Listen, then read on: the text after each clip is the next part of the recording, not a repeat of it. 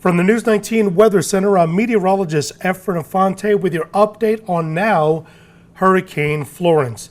As of 11 o'clock this morning, National Hurricane Center has been sending out hurricane hunters, and the latest information is that Florence is now officially a Category 1 hurricane once again.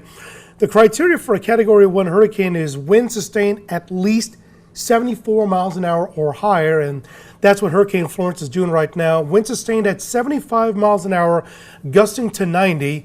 It's currently positioned about 750 miles southeast of the island of Bermuda. It's still moving relatively slow, heading to the west at about 6 miles an hour. Now, over the last 36 hours, there's been quite a bit of development in Hurricane Florence, a strong tropical storm nevertheless, but over the last 36 hours, but in particular over the last 12 hours, it has cycled once again, and the thunderstorm activity now is starting to get far better organized, in which now we can see well-defined thunderstorm activity all around the circumference of the center of circulation, which will put it right about there for Hurricane Florence. Now again, the latest information from the National Hurricane Center as we continue to track it as a Category 1 hurricane for today. By tomorrow evening, it'll quickly ramp up to a potentially Category 3 hurricane with wind speeds sustained at 120 miles an hour. By Tuesday morning, with wind speeds at 140 miles an hour, which will put it back as a classification as a Category 4 hurricane. And notice there's a wide spread in distance from Tuesday to Wednesday morning, as it is expected to pick up its forward velocity, moving to the west-northwest, probably between 12 to 13 miles an hour. By Wednesday morning is a Category 4 hurricane with wind speeds at 145. By Thursday morning, still a strong Category 4 hurricane with winds at 140 miles an hour, until Friday puts it somewhere along the coast of North or South Carolina with wind speeds at 100 miles an hour, putting it as a Category 2 hurricane. Now the track as far as the Carolinas is concerned, by Thursday morning will put it somewhere off the coast of North and South Carolina with wind speeds at 140 miles an hour.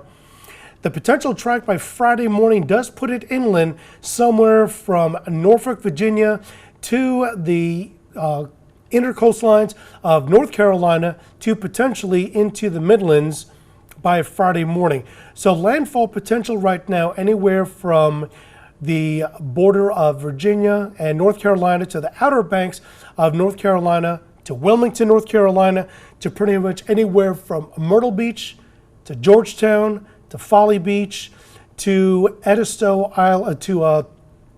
Beach.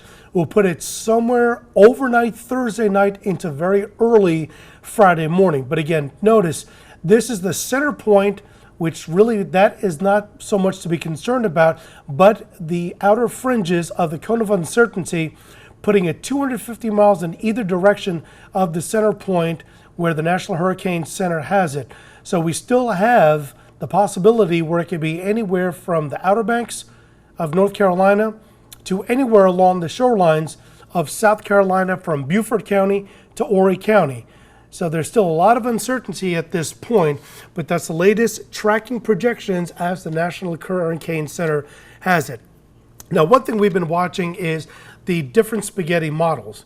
A lot of the spaghetti models do have it pretty much in North Carolina, from Wilmington to Cape Hatteras, Morehead City, all the way up to Elizabeth City. Notice that's where most of the 5-day spaghetti tropical models have it.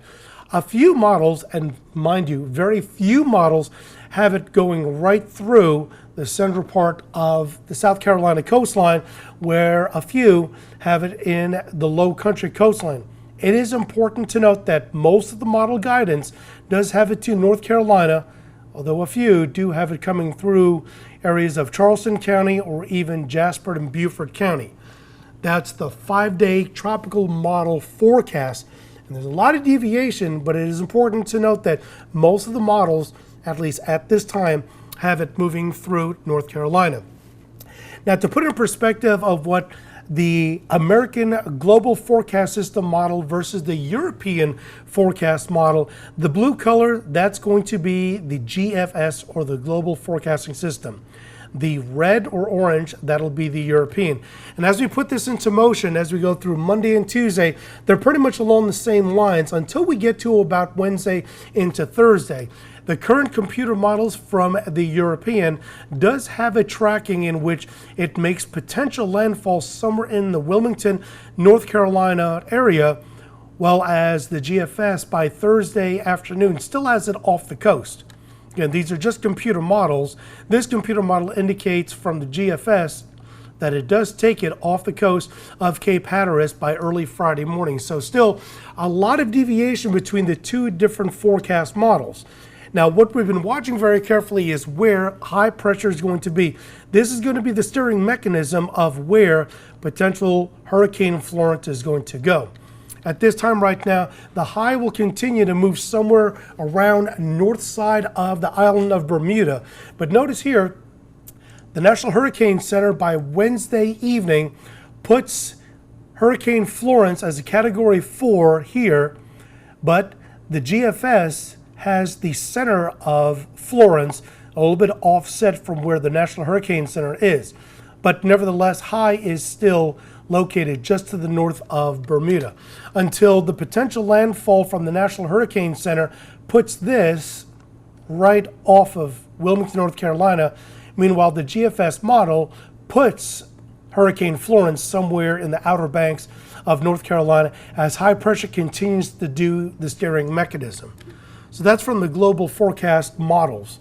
The European model does have a high relatively in the same place as we go into Wednesday into Thursday. However, even though the high is noted generally in the same vicinity by Wednesday north of Bermuda, this is where the European model and the official track from the National Hurricane Center have it on the same guidance, in which the European model puts Hurricane Florence as well as the National Hurricane Center pretty much along the same track.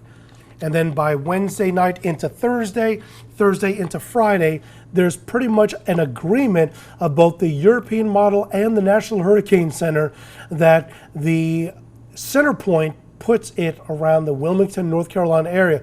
But keep in mind, even though the European model and the National Hurricane Center are along a strong agreement, there is this cone of uncertainty that puts 250 miles potentially Friday morning as far east as Norfolk, Virginia, or as far 250 miles west as the coastline of the Low Country. So still a lot of uncertainty. One thing is for certain, the tropical wind forecast from the National Hurricane Center does indicate that as we go throughout the afternoon, that hurricane force winds will continue to develop and strengthen as Hurricane Florence continues to move. Very strong indication that hurricane force winds will be at least between 50 and 75 miles outside of the circulation of the center point of Hurricane Florence. It is interesting to note, though, as we get into Tuesday afternoon, model guidance from the National Hurricane Center does show that the hurricane force winds may be diminishing, but nevertheless, the tropical storm force winds will still be well around the center of Florence. Now, it does indicate that the hurricane force winds may be decreasing as you get into Wednesday morning, but keep in mind that this is a hurricane. It is a heat engine, so it will be cycling. So even though it's not indicating that there isn't any tropical hurricane force winds by Wednesday morning, there is no doubt that the tropical storm force winds will continue around the center of circulation of Hurricane Florence and very likely will redevelop once again as we go into Wednesday afternoon, Wednesday evening, and certainly by Thursday. Officially, the National Hurricane Center, the Storm Prediction Center, and the National Weather Forecast offices in Columbia, as well as in Wilmington, North Carolina, and in Charleston do not have any kind of watches or warnings in effect for the South Carolina coastline. And for that matter, there are no watches or warnings for anywhere along the southeast coastline of the United States. Storm surge warnings have not been issued as of yet, and that is expected. However, anywhere along the coastline of Virginia, North Carolina, South Carolina, Georgia, and Northeast Florida, they're already experiencing high riptides. We're talking in effect that areas around Charleston have already been reporting as of this morning 4-foot swells just well ahead of Hurricane Florence. So this is not a good time to be out on the beaches anywhere along the coastline of the southeast, as they're already experiencing, even though there's no storm surge watches or warnings, riptides that are already in excess of 3 to 4 foot swells. Here's the big thing that we're going to be watching very carefully. The global forecast system does indicate that there is the potential for very heavy rainfall, especially in eastern North Carolina, where they're projecting that the potential landfall will be somewhere in the Outer Banks.